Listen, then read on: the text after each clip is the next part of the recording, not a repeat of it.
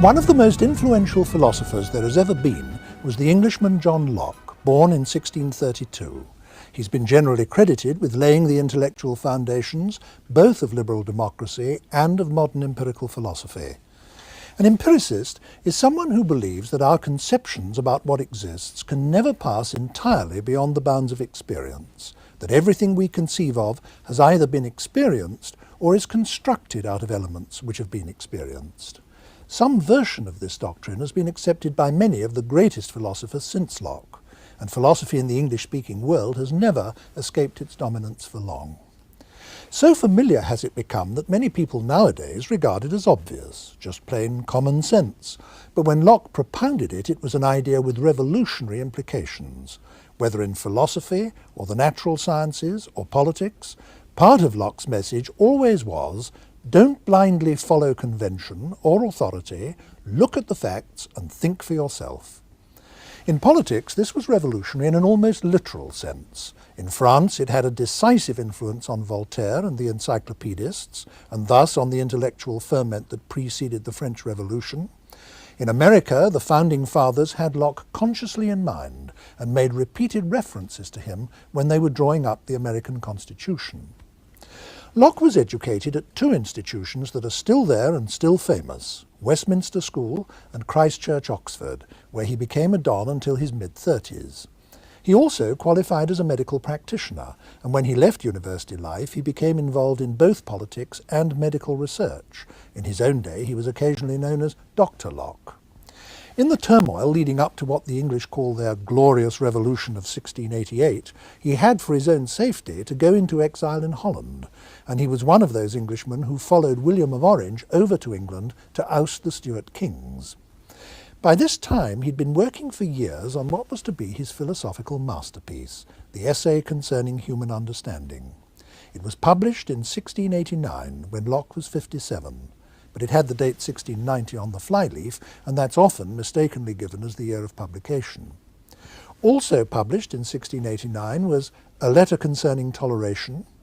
There followed in quick succession the two treatises of government in 1690 and some thoughts concerning education in 1693. Although Locke lived to be 72 and wrote other things, nearly all his influential writings came out in a period of less than 5 years. The next philosopher in the English language, who is still of international reputation, George Berkeley, was in part reacting against Locke, and it can therefore be helpful to consider the two together. Berkeley was born in Ireland in 1685 and educated at Trinity College, Dublin. All the philosophical works for which he is now famous were published when he was in his 20s. A New Theory of Vision in the year 1709, The Principles of Human Knowledge in 1710, and 3 dialogues in 1713. Some of his other works deserve to be better known than they are, but his fame rests on those I've mentioned. In 1734 he was made a bishop, and to this day he's often referred to as Bishop Berkeley. Much of his life was spent in public activity, some of it in the New World. He had connections with Yale University, where one of the colleges is named after him, and the town of Berkeley in California is also named after him. He died at the age of 67 in 1753 and is buried in Christ Church, which of course was Locke's Oxford College. Here to discuss with me the work of these two philosophers is someone whose writings about them have made his academic reputation, Michael Ayers, Fellow of Wadham College, Oxford. Mr. Ayers, let's start with Locke. If anyone's studying the history of philosophy chronologically, as many people do, and so they come to Locke via his predecessors, one thing that's bound to strike them is the number of central ideas in Locke that had already been expressed by other people, for instance by Descartes. I'm thinking of the notion of the whole world as being divided into minds and matter, as one example, or the conception of the whole universe as one gigantic mechanical system, as another example. What is it about Locke that was distinctively different? Well, like Descartes, Locke was part of a movement in the 17th century to oust the previously dominant view of the world, which was the Aristotelian view. And central to this was, of course, the view of the world as a great machine subject to mechanical laws. I mean, composed of lesser machines, but all subject to the same laws of physics, necessary laws of nature. Superficially, too, his theory of thought and knowledge can look like Descartes'. He explains thought as a series of ideas before the mind. An idea is something in the mind or before the mind which represents things outside the mind. In reasoning, the mind confronts these ideas, so to speak, or is confronted by them, and his definition of knowledge is the perception of a relation between ideas. And this intuitionist view of knowledge can look very like Descartes', the view that in knowing something we, as it were, grasp or perceive its nature. On the other hand, there are very big differences. His chief among these, perhaps, or one of the chief differences, is the status, the different status that he gives to the senses. For Descartes, the senses deliver certain data and they incline us to have certain beliefs, but these beliefs don't count as knowledge. They have to be, the senses have to be interpreted and explained by reason before we can suppose that through the senses we have acquired any knowledge of the world. Basically, the senses don't deliver knowledge. It's reason that delivers knowledge, or the intellect operating on the data of sense. But for Locke, the senses themselves are a basic or fundamental faculty. They deliver knowledge in their own right. And this shows in the different approach to skepticism of the two philosophers. Descartes, so to speak, accepts the skeptic's challenge to supply reasons for believing in an external world, in a world of objects outside us. Locke simply dismisses the challenge. He says that the skeptic is casting doubt on one of the fundamental faculties of the human mind, and yet he himself, in producing his skeptical reasoning, is relying on human faculties. And in effect, he rejects the whole thing. He's prepared to say that if anybody is wild enough to be a skeptic, reasons can be produced, but the senses don't need reasons. I mean, they just supply us with knowledge. Another thing is that I think one must mention as being central to Locke is his very special use of the word ideas. Yes. I know he didn't coin that, but he, in chapter 1 of the essay concerning human understanding, he actually apologizes to the reader for the frequency with which he's going to use the word in the book. Can you say something about that? Yes, well, it was, in fact, a very well-used term by the time he used it. I mean, there's nothing really new about it at all. But for Locke, an idea is something very different from what it is for Descartes. For Descartes, it's something really fundamentally intellectual. For Locke, it's fundamentally something sensory. I mean, even if we're thinking about something that we're not actually perceiving, we have an image, a sensory image of that thing. And he explains even the most abstract thinking in these terms. Of course, his theory has to get more complicated at this point, but basically, thought is for him the possession, having of images before the mind. Now, this theory of imagism, as we could call it, was not an uncommon one in the 17th century, and it had tended to go in one of two directions.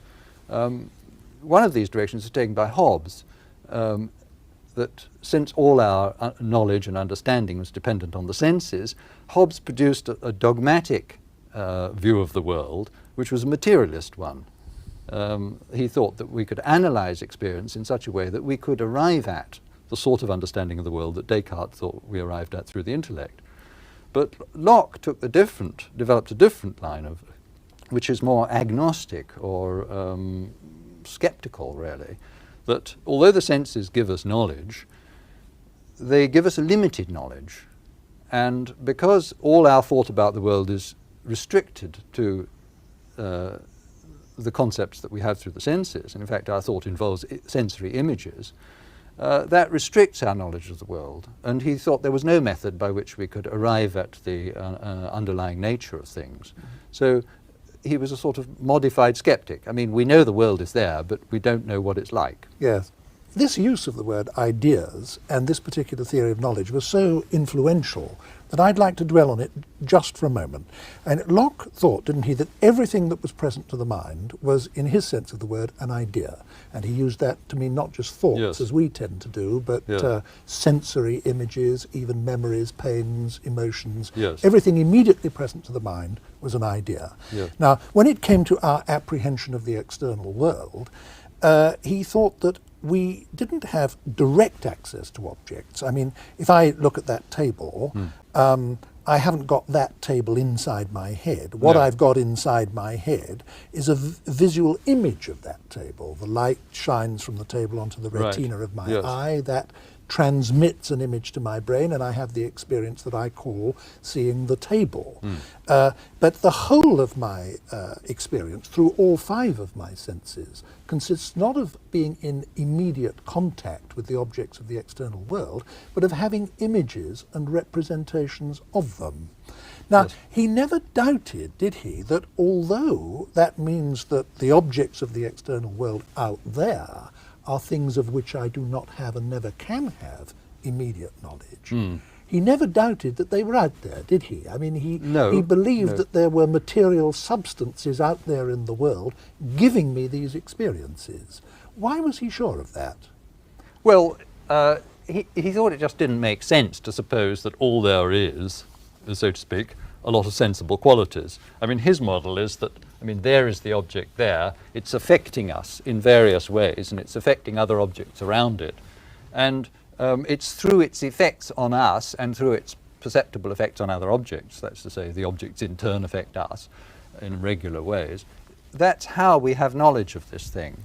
And so what for us is simply, we have to think of simply in terms of a sort of list of sensible qualities and powers to affect other things and so forth. What's actually there is something really rather simple.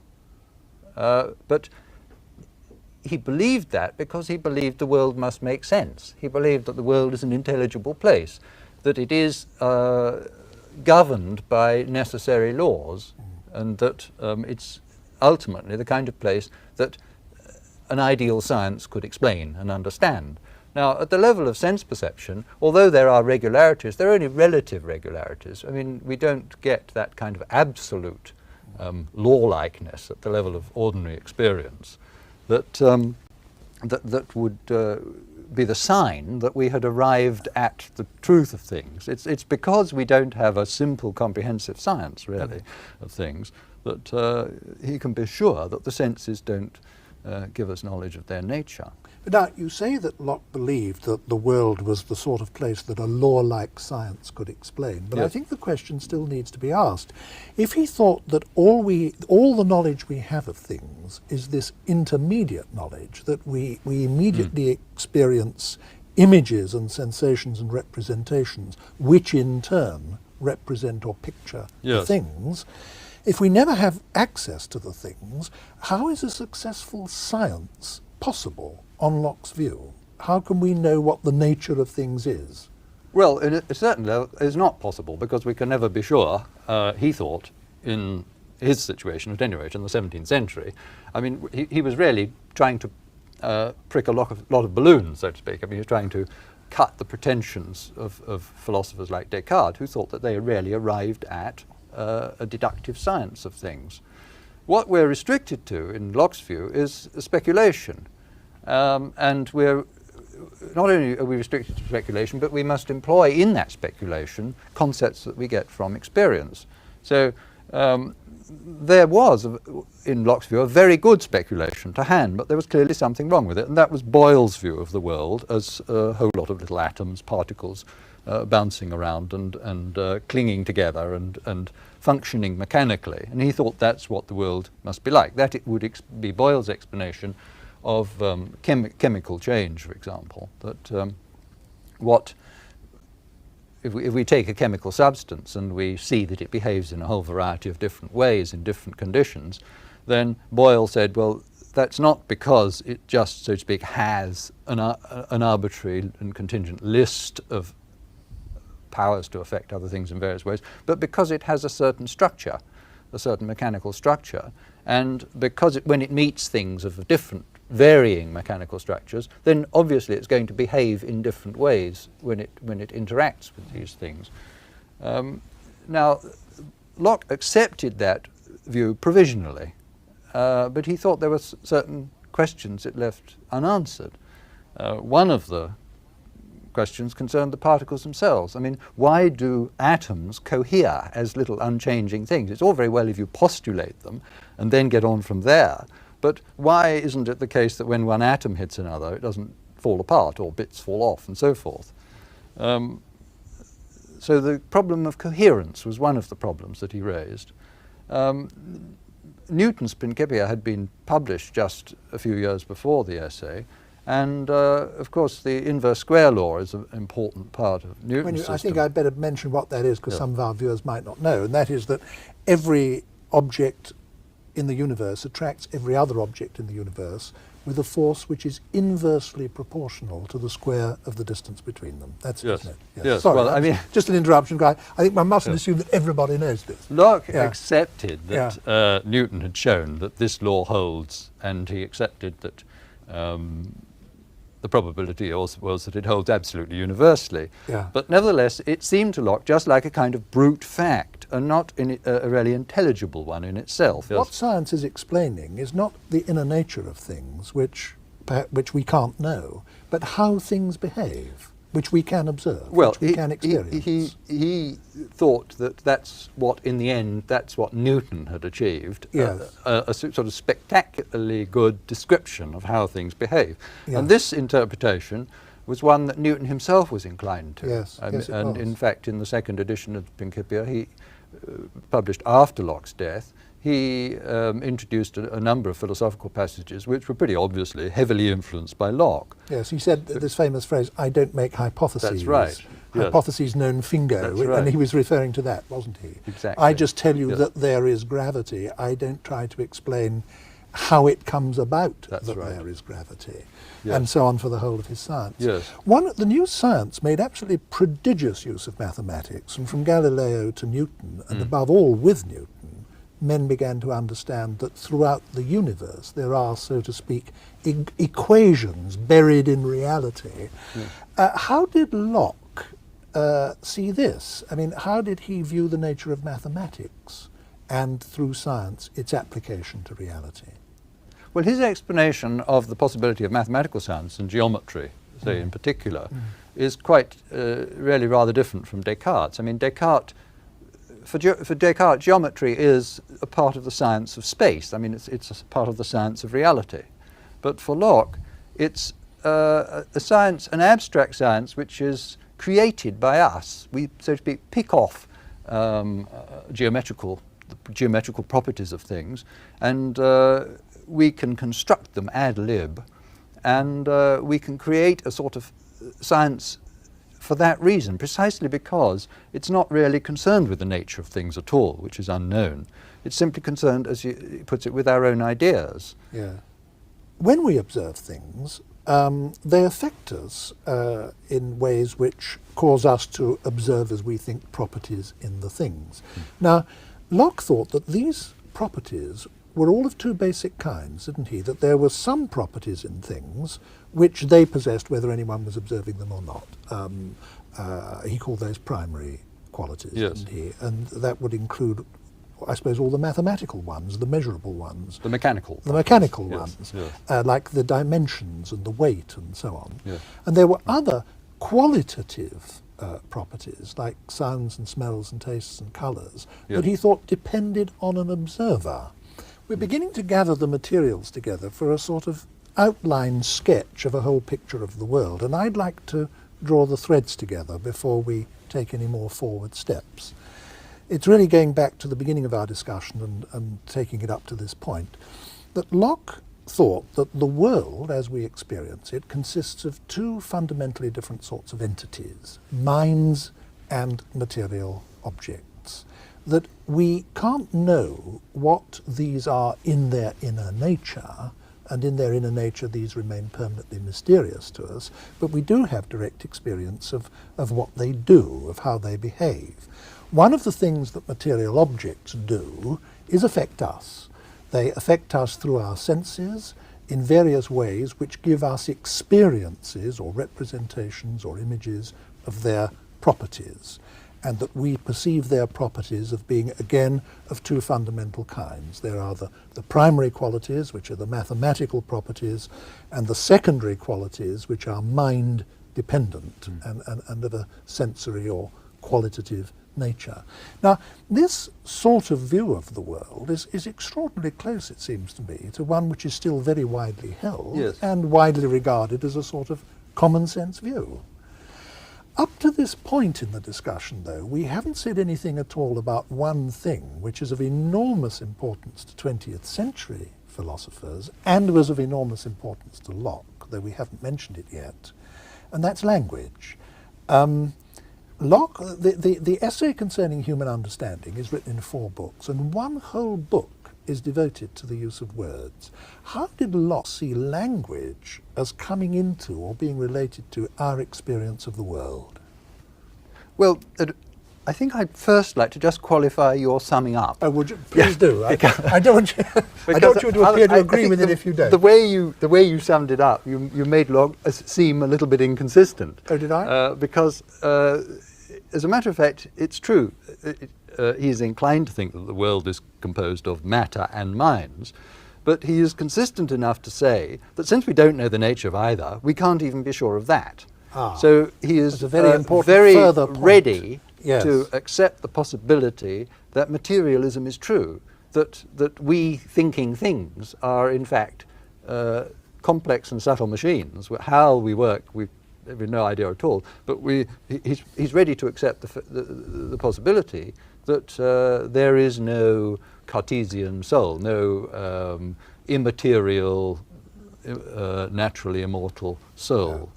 Actually, I'm glad you pulled me up on that, because he has an argument about that which I think is marvellous and which I still think carries its full clout today. Of us human beings, he says that one of two things must be true, but both seem to us impossible to grasp. Either we must be material objects that think and have emotions, or there must be something immaterial in us which thinks and has emotions and is in that case mysteriously allied to a physical object, namely our body. Now, Locke says, when we try to think our way through these two alternatives, we find that both of them are in a profound way unintelligible to us, and yet one of them must be true. Yes. Now, I still believe that. I think that's a good argument. Yes, the argument there is so strong that one wonders why, on other occasions, he says that dualism is probably true, but he never tells us why. He never justifies the probably. Yeah. Well, you were right to bring that in. Yes. Now, let me try and move us on, as I did before, yes, to language. How does Locke's view of language fit in to his view of our knowledge of the world? Well, the book on language is really, a book on classification in all the various departments of knowledge, what makes for a good classification. The most interesting, I think, is the classification of the natural world.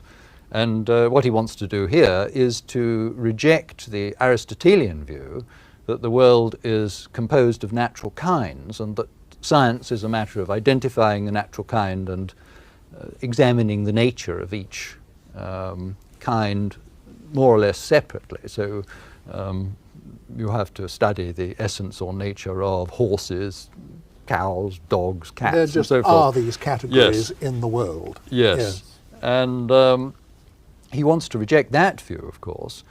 But this has implications for classification. For the Aristotelian... You say of course, but somebody who hasn't thought about this before might not see the of course. Aren't there... Somebody might say, but there are dogs, or there are cows, or there are horses. Well, the of course came from what went before. The of course came from what went before, because given the view of the world as this great kind of mechanical object composed of lesser machines, then dogs and cats are little machines, and they function according to the basic laws of physics. So there isn't a separate nature of dogs and a separate nature of cats. There's a different structure, but the nature of the involved is really the same. I mean, the laws of nature involved are the same.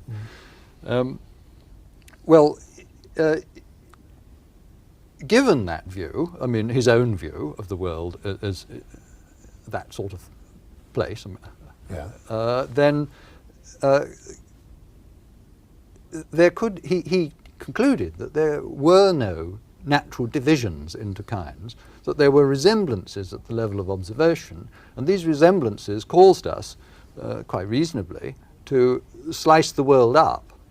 But in the end, the slicing is done by us. It's not done by nature. I mean, for the Aristotelian, there are these natural divisions, natural species, and we simply identify them and name them. But for Locke, we do the slicing up, and the consequence of this is that the terms we use, like gold, water, horse, dog, and so on, these are really arbitrarily, in the end, arbitrarily defined by us. They're human categories. Yes. What would he have said about his own distinction between minds and material objects that we've talked about so much so far? I mean, isn't that a distinction of natural kinds? Isn't that found in reality and not just a distinction made by us in language? I think that would be, I mean, I think he would agree that if that were if dualism were true, if that's the way it is, then that would be a distinction of kind. The kinds that he's attacking are the Aristotelian kinds, which are all bodily. I mean, there isn't in Aristotelian philosophy anything quite like the soul of Descartes. I mean, that immaterial object, substance. Now, if Locke thinks that our bodies are ultimately mysterious to us, simply because all material bodies are in their inner nature mysterious to us, and we're not even sure what our minds are either, what view did he take of personal identity? What did he see people as being?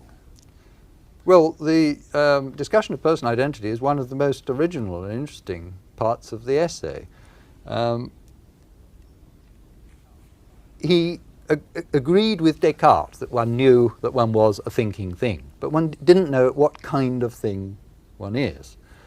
In the 17th century, the followers of Cartesian modes of thought thought that a very powerful argument for their view was that it explained immortality, that and personal identity, that the identity of a person, despite the flux of matter, so to speak, in the body, the identity of the person is determined in life by the identity of the soul, and this soul could go on to the afterlife. I mean, and that would constitute our identity then.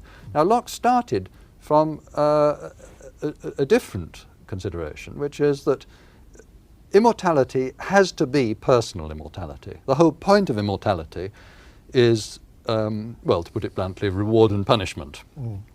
With a certain emphasis on punishment very often.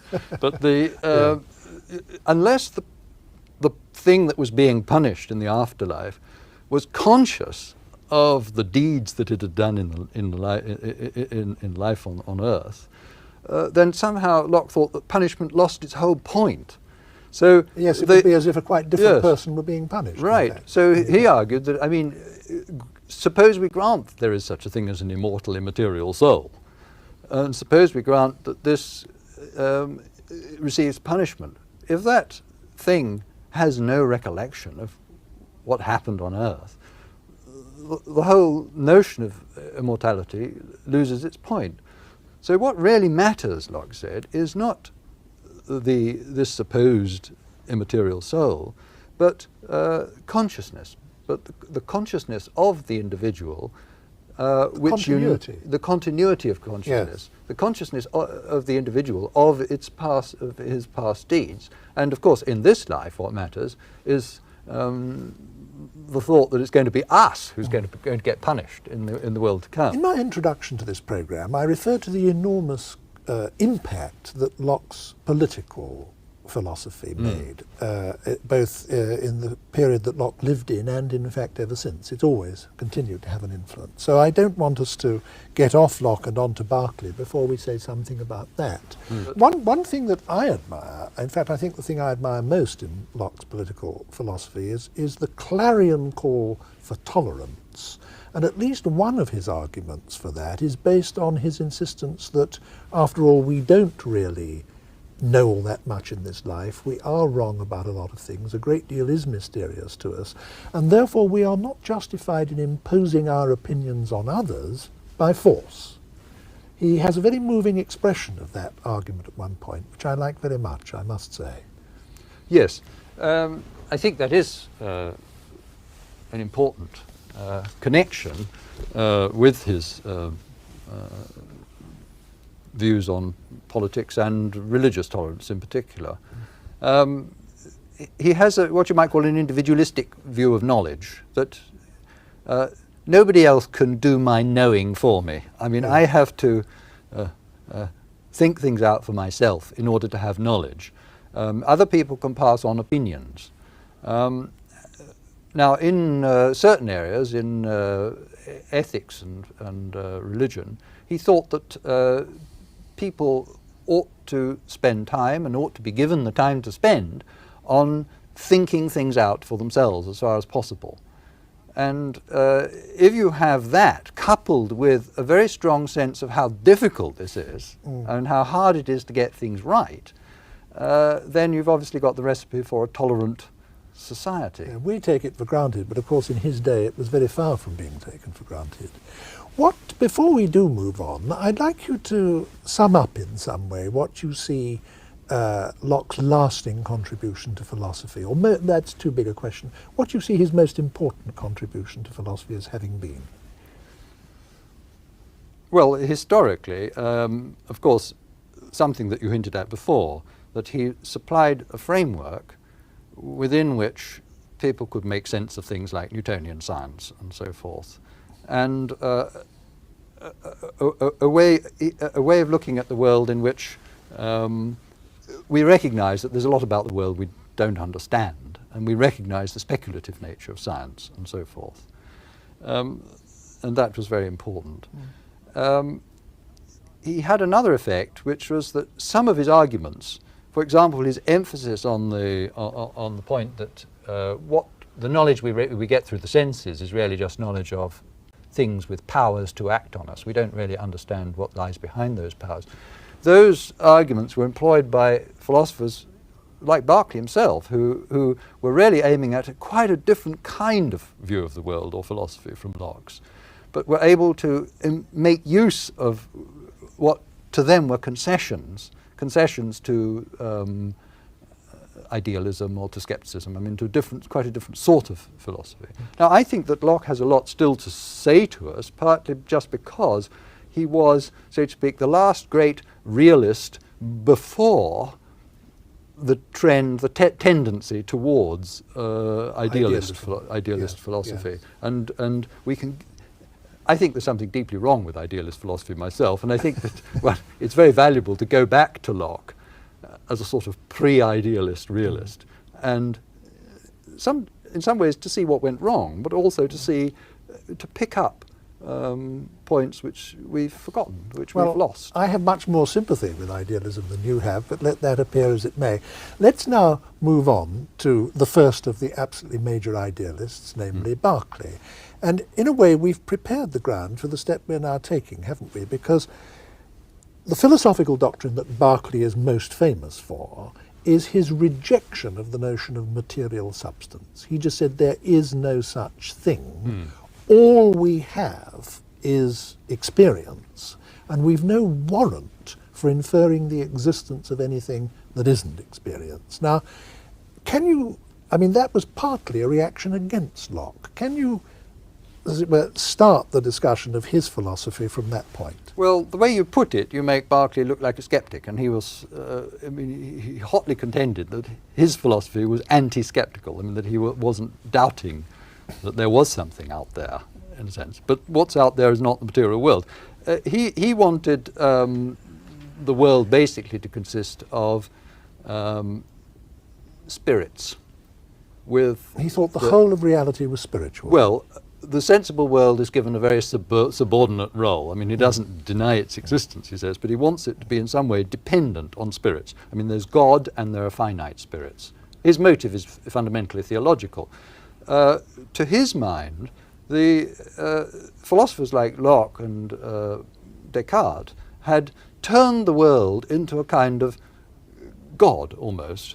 Turned the material world. Yeah. Because matter is something which has a nature of its own, which doesn't need God anymore in some way. Once God has created matter, it's like a great clock. It can go ticking on, and while God goes on holiday. And this, for Berkeley, was a sort of atheistic doctrine, virtually. I mean, a lot of philosophers had thought that materialism was a source of atheism, and had attacked any view which gave matter an sort of equal status to spirit. I mean, a group called the Cambridge Platonists, or the Cartesians themselves, were like this, had this view. But Berkeley was perhaps, well, one of the first to have the idea of turning the tables on matter in a way by making the sensible world nothing but so to speak, something which is mind-dependent. So that Locke's distinction between the world as it appears to us and the world as it is in itself, you see,